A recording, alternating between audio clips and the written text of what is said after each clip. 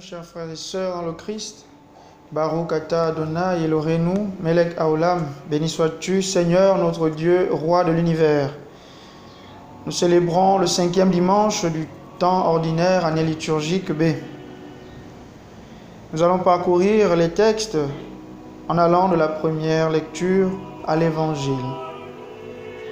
Lecture du livre de Job, chapitre 7, les versets 1 à 4, puis versets 6 à 7. Job prit la parole et dit : « Vraiment, la vie de l'homme sur la terre est une corvée. Il fait des journées de manœuvre, comme l'esclave qui désire un peu d'ombre, comme le manœuvre qui attend sa paye. Depuis des mois, je n'ai en partage que le néant. Je ne compte que des nuits de souffrance.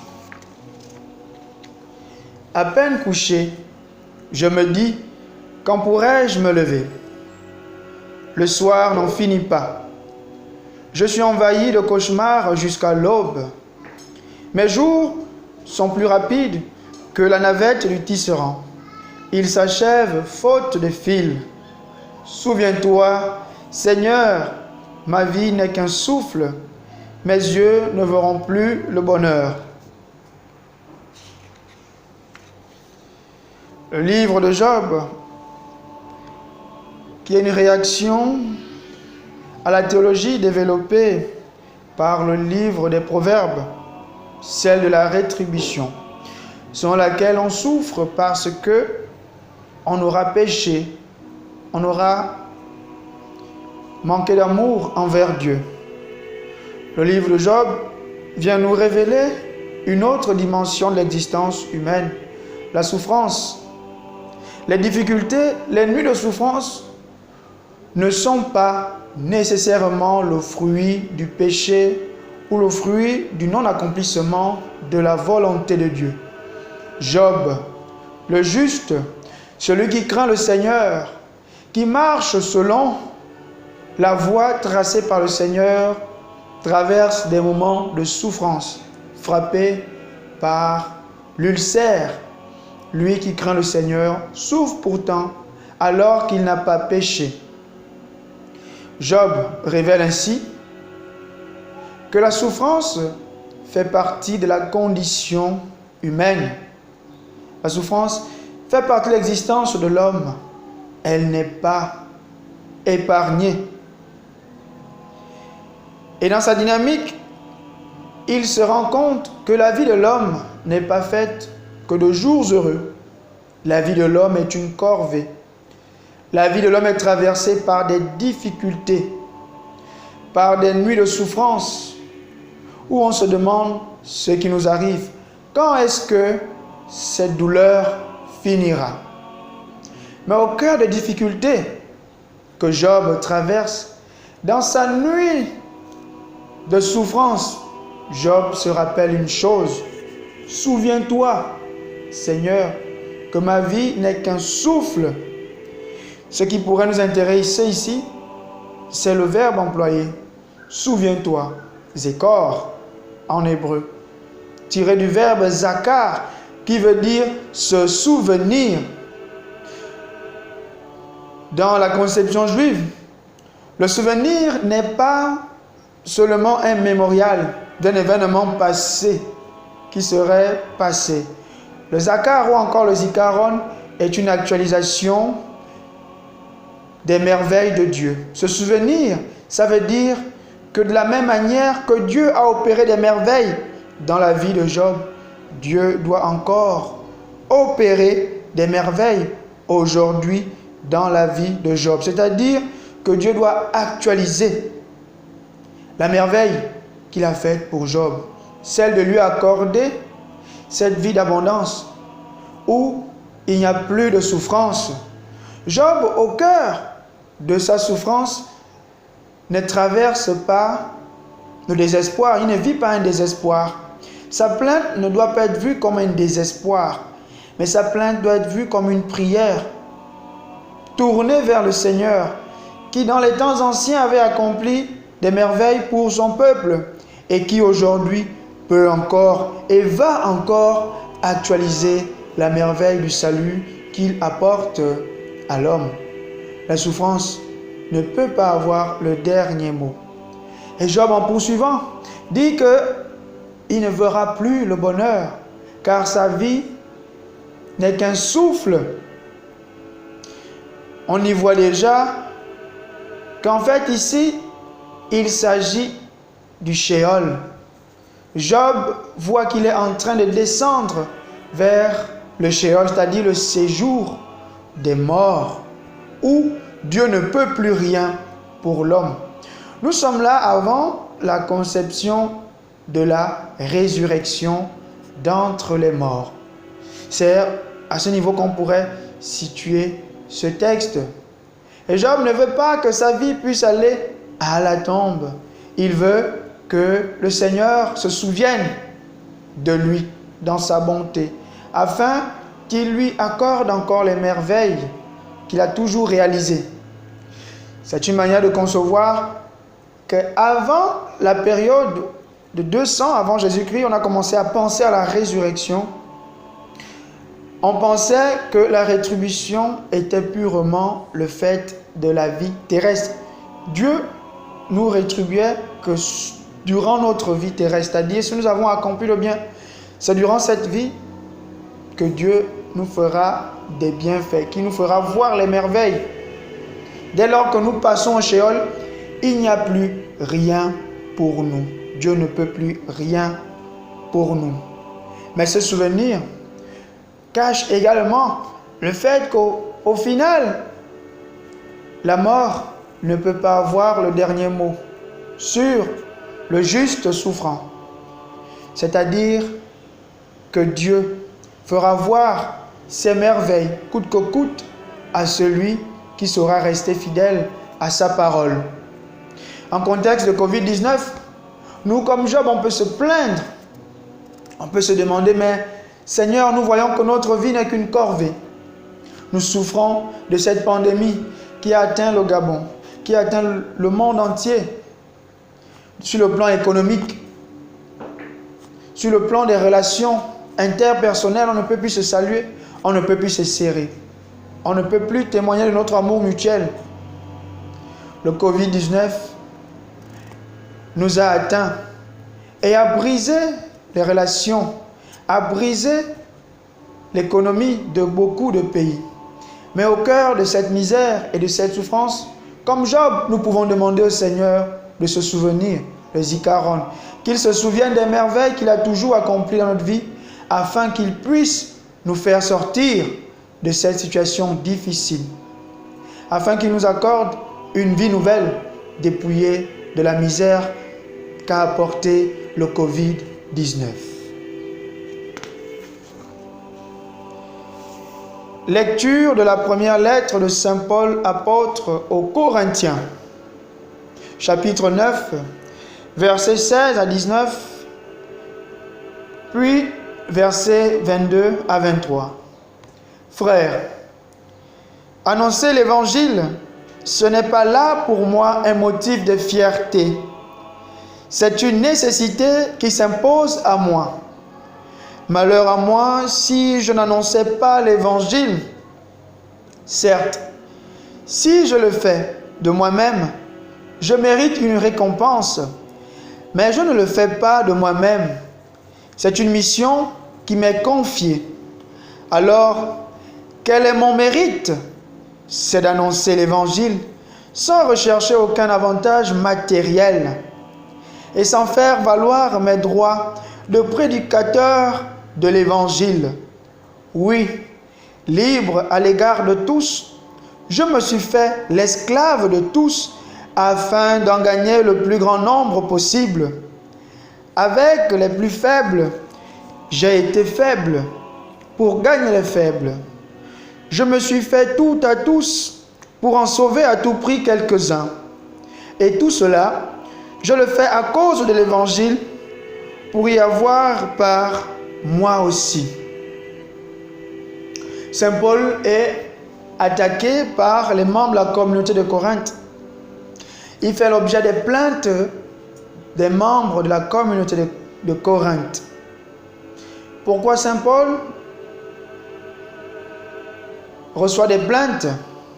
Tout simplement parce qu'à Corinthe, on ne s'imaginait pas qu'on pouvait exercer une activité de prédication sans recevoir un intérêt ou de l'argent. Toute activité était centrée sur l'avoir. Le prédicateur, celui qui annonce la bonne nouvelle, devait mériter. Il devait recevoir de l'argent. Il devait accepter d'être salarié de la part de la communauté de Corinthe. Et de plus, puisque Saint Paul dit qu'il le fait gratuitement pour ces derniers, si Saint Paul refuse de recevoir de l'argent, c'est qu'il n'est pas en vérité mandaté par le Seigneur. Il n'est pas mandaté et Saint Paul n'est même pas sûr du message qu'il apporte. Telles sont les plaintes qu'il reçoit de cette communauté de Corinthe. Et de plus, beaucoup de prédicateurs qui allaient dans plusieurs communautés vivaient de leur prédication. Ils recevaient de l'argent. Et ceux-là étaient donc considérés comme les véritables mandataires, ceux qui avaient reçu une mission. Parce qu'on ne s'imaginait pas quelqu'un qui venait prêcher l'évangile seulement comme cela, sans attendre quelque chose en retour. Ce passage de la lettre de Saint Paul, apôtre aux Corinthiens, est donc une réaction à l'endroit de ces plaintes. Saint Paul répond en disant tout d'abord que l'évangile qu'il annonce, ce n'est pas de manière volontaire. Il a reçu comme un appel, l'appel de Dieu. En reprenant Jérémie chapitre 1 verset 5b, « Avant même que tu sois sorti du sein, je t'ai consacré. » Saint Paul, depuis le sein de sa mère, a été mis à part pour proclamer l'évangile. Dieu l'a choisi depuis le sein de sa mère. Et il n'annonce donc pas un évangile personnel. Il annonce ce qu'il a reçu de Dieu et c'est une nécessité pour lui de l'annoncer. Ce n'est pas de manière volontaire. C'est pourquoi il n'a pas à attendre quelque chose en retour. Il accomplit l'œuvre de Dieu. Deuxièmement, pour être libre dans l'annonce et pour que sa parole puisse avoir un écho dense, qu'elle puisse dénoncer de manière totale tout ce qui se passe autour de lui, Saint Paul doit être libre à l'égard de tous. Parce que s'il reçoit de l'argent des Corinthiens, il sera un peu comme conditionné par ce qu'il dira. De peur que s'il blesse, il ne recevra plus de l'argent. Il sera obligé de biaiser son message ou de caresser dans le sens du poil. Pour que son message puisse dénoncer et pour qu'il puisse être libre dans sa manière d'apporter son message, Saint Paul n'a pas à attendre de l'argent de la part de cette communauté. Et en fin de compte, c'est aussi pour que lui-même, il puisse obtenir le salut. Et comme vous le savez, le salut pour Saint Paul est gratuité de Dieu, nous est donné par Dieu. C'est Dieu qui nous accorde le salut, car c'est par la foi que nous avons en lui. Alors Saint Paul veut rester conséquent avec lui-même. Vous l'aurez compris, le prédicateur de l'évangile, celui qui annonce la parole de Dieu, ne doit pas mettre en avant l'appât du gain. S'il le fait pour le salut des hommes, en vérité, s'il le fait pour ne pas se remplir les poches, ce qui doit être au centre de son message, c'est la gratuité de l'évangile. Ce n'est pas chercher à s'enrichir à travers la parole de Dieu. Or, comme vous pouvez le constater aujourd'hui, beaucoup, malheureusement, se servent de Jésus, du nom de Jésus, pour se faire beaucoup d'argent. Le nom de Jésus devient un business dans notre société. Des églises pullulent, prononçant le nom de Jésus. Tout le monde veut parler de Jésus.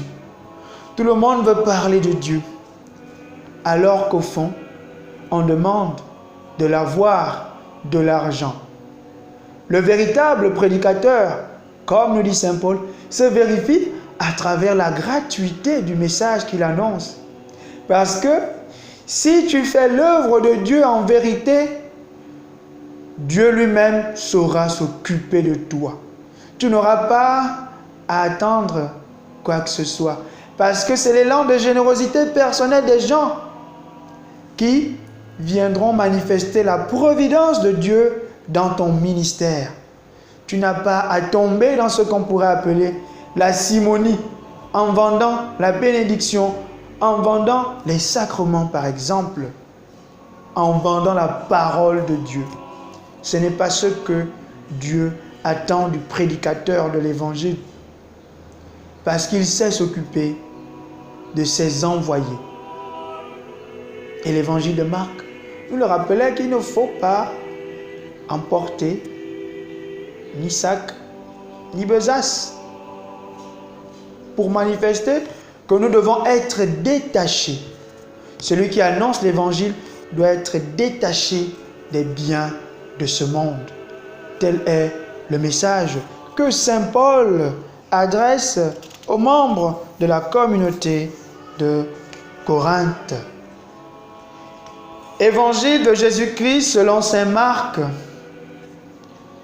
Marc chapitre 1, versets 29 à 39. En ce temps-là, aussitôt sorti de la synagogue de Capharnaüm, Jésus et ses disciples allèrent avec Jacques et Jean dans la maison de Simon et d'André. Or, la belle-mère de Simon était au lit. Elle avait de la fièvre. Aussitôt, on parla à Jésus de la malade. Jésus s'approcha, la saisit par la main et la fit lever. La fièvre la quitta et elle les servait. Le soir venu, après le coucher du soleil, on lui amenait tous ceux qui étaient atteints d'un mal ou possédés par des démons. La ville entière se pressait à la porte. Il guérit beaucoup de gens atteints de toutes sortes de maladies et il expulsa beaucoup de démons. Il empêchait les démons de parler parce qu'ils savaient, eux, qui il était. Le lendemain, Jésus se leva bien avant l'aube. Il sortit et se rendit dans un endroit désert. Et là, il priait. Simon et ceux qui étaient avec lui partirent à sa recherche. Ils le trouvent et lui disent, « Tout le monde te cherche. » Jésus leur dit, « Allons ailleurs, dans les villages voisins, afin que là aussi je proclame l'évangile, car c'est pour cela que je suis sorti. » Et il parcourut toute la Galilée, proclamant l'évangile dans leurs synagogues et expulsant les démons. Nous sommes là à la fin de la journée inaugurale du ministère de Jésus-Christ.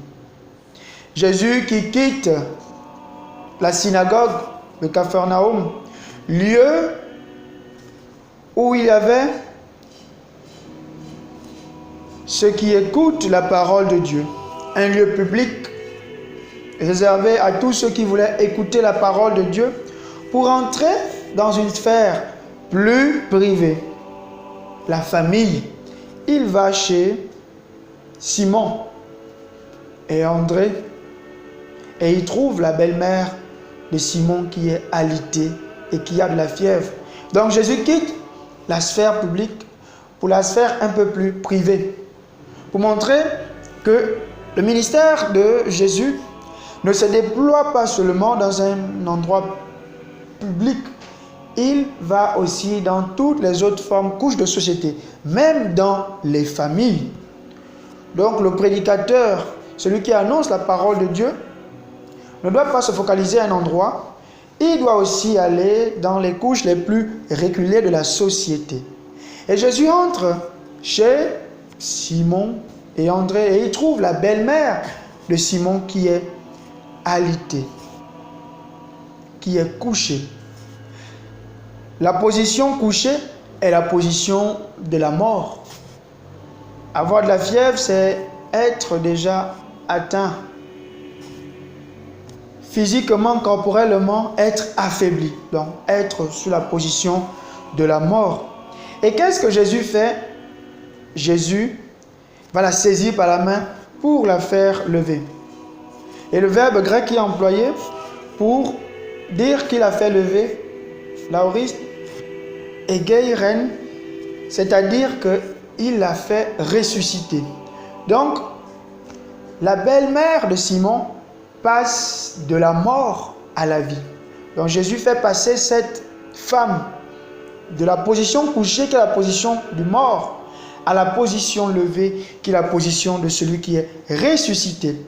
Parce que le verbe qui est employé, egeiren, de la racine egeiro en grec, est le même verbe qui est employé lorsque Marc parle de la résurrection de Jésus. Egeiro, il est ressuscité, il s'est levé. Donc avoir la position debout, c'est opter pour la position de ressuscité.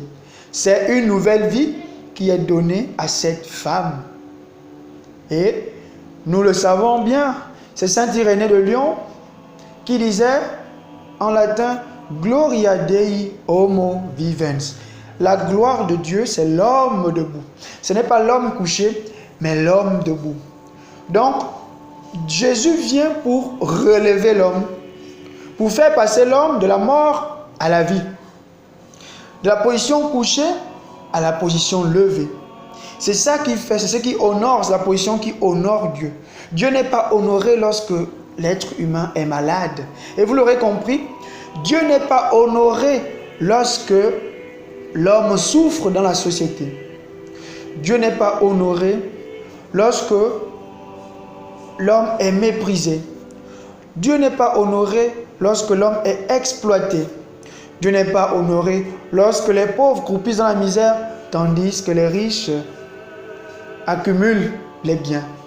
Parce que à ce moment donné, l'homme est couché et Dieu n'est pas honoré. C'est pourquoi Jésus vient faire passer l'homme de cette position de délabré à la position d'être glorieux. Et c'est donc une interpellation à nous. Nous devons, en tant que chrétiens, faire passer les hommes de notre temps de la position couchée à la position debout. C'est-à-dire, nous devons relever la dignité de la personne humaine. Nous ne devons pas laisser en tant que chrétiens, en tant que fils et filles de Dieu, hommes à la suite du Christ, nous ne devons pas laisser nos frères et sœurs dans la position de mort. Nous devons les faire passer de la position de mort à la vie. Travailler à la promotion du bien-être social. C'est ça, passer de cette position à l'autre. Amener les hommes à entrer dans une nouvelle vie. La vie des enfants de Dieu. Et ce qui est étonnant, c'est que tout de suite après, dès que cette femme est levée, elle se met à les servir. Diaconé, le service. Se mettre à servir. Et le fait qu'elle les serve, ça prouve effectivement qu'elle est guérie. Qu'elle n'est plus couchée. Donc, elle n'est plus affaiblie, elle est maintenant forte. De la même manière que Jésus a expulsé le démon dans la synagogue de Capharnaüm, de la même manière, il expulse la fièvre de la femme qui désormais les sert pour symboliser qu'elle est maintenant entrée dans une nouvelle vie.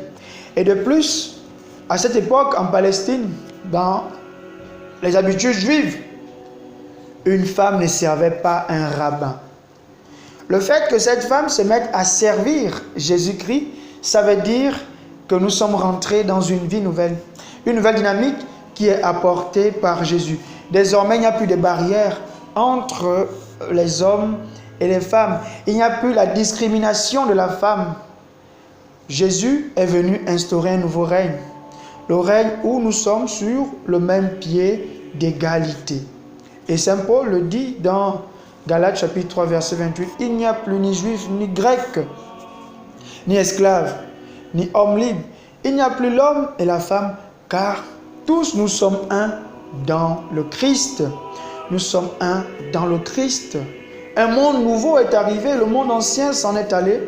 Et dans ce monde nouveau, tout le monde a la même dignité aux yeux de Dieu. Il n'y a plus à mépriser ou à établir des barrières entre une catégorie de personnes et une autre catégorie de personnes. Et Jésus, dans cette nouvelle dynamique, poursuit son œuvre après le sabbat, c'est-à-dire le coucher du soleil, ça veut dire après le sabbat est terminé, lorsque le soleil se couche, après le sabbat, qu'est-ce qu'il fait? Jésus se met à expulser les démons et à guérir toute forme de maladie. Les hommes qui viennent à lui de toute la Galilée, il ne fait pas de restrictions, mais il soigne toutes les personnes, il expulse tous les démons, signifiant que dans le cœur de Dieu, il y a de la place pour toute personne qui fait l'expérience de la souffrance. La souffrance dans le cœur de Dieu compte pour tout un chacun. Il n'y a pas une catégorie de personnes qui doit être soulagée et pas une autre. Pour Jésus, il est venu pour servir toutes les causes. C'est pourquoi tous ceux qui souffrent, dans le cœur de Jésus, il n'y a pas de restriction. Après avoir soulagé toute forme de souffrance, avant le lever du jour, c'est-à-dire quand il fait encore noir, la nuit qui est ici, la symbolique de la préparation du jour qui va venir, du nouveau jour, que fait Jésus? Jésus va à un endroit désert pour prier. Le désert, Eremos en grec, Midbar en hébreu, est le lieu de la parole, le lieu de la rencontre avec Dieu. Donc si Jésus va au désert, c'est pour rencontrer son Père, pour rendre grâce à Dieu d'abord, qui a accompli par lui des merveilles, mais aussi pour recharger les batteries. Parce que lorsque vous avez expulsé les démons, lorsque vous avez guéri toute forme de maladie, il y a une énergie qui est sortie de lui. Donc il va pour recharger ses batteries. Ça sous-entend que celui qui est envoyé pour annoncer l'évangile doit demeurer dans la communion avec Dieu. Et cette communion est maintenue lorsqu'il prie. Lorsqu'il se retire, se met à l'écart pour s'unir à l'envoyé. S'il se coupe de Dieu, il ne pourra pas avoir un ministère fructueux. Et Jésus l'a compris, c'est pourquoi il se retire pour communier à l'amour de son Père, afin de recharger ses batteries, parce que demain, un jour nouveau va arriver. Et voilà qu'il est cherché par Simon et les autres. Tout le monde te cherche. Mais si on cherche Jésus, c'est parce qu'on a vu l'œuvre qu'il a accomplie. Et que veut donc faire? Les gens, ils veulent s'accaparer Jésus. Que Jésus devienne leur thaumaturge. Jésus devienne leur chasseur des démons. Il devienne leur gourou. Mais Jésus n'est pas là pour être le gourou de quelqu'un. Jésus n'est pas là pour n'être que pour une catégorie de personnes. Comme on voit, ça c'est mon prédicateur à moi. Ça c'est celui qui a été envoyé seulement pour nous. Ça c'est mon prêtre à moi. Non, le prêtre il est pour tout le monde. L'envoyé de Dieu il est pour tout le monde. Et c'est ce que Jésus va faire comprendre. Allons ailleurs. Ça sous-entend que ma mission ne doit pas s'arrêter seulement à un endroit. Même si cet endroit est chic, je dois aller partout. Parce que je suis sorti pour ça. Je suis sorti pour porter l'évangile à toutes les formes de couches sociales et non pas à seulement une catégorie de personnes, parce que je bénéficierai d'un quelconque privilège à cet endroit ou une certaine célébrité. Jésus n'est pas là pour faire œuvre de célébrité, il est là pour annoncer l'évangile de Dieu, pour que cet évangile soit porté partout. Le prédicateur de l'évangile ne doit pas s'arrêter à un endroit, il doit apporter l'évangile, même là où il y a 2 ou 3 personnes, car c'est des âmes à sauver. Et Jésus le dit si bien. C'est pour cela que je suis sorti. S'il est sorti du sein du Père, ce n'est pas pour que sa mission soit restrictive. Non. S'il est sorti du sein du Père, c'est pour que toute l'humanité puisse bénéficier de la mission de Dieu. C'est pour que toute l'humanité puisse accéder au salut. Apprenons donc, nous qui sommes envoyés par Dieu, à aller partout, même si ce sont des endroits difficiles, même si ce sont des endroits inaccessibles, apprenons à aller là où l'homme a besoin de nous, car c'est pour ça que nous avons été envoyés. Benedicat vos omnipotens Deus, Pater, Filius et Spiritus Sanctus. Que Dieu vous bénisse et bon dimanche à tous.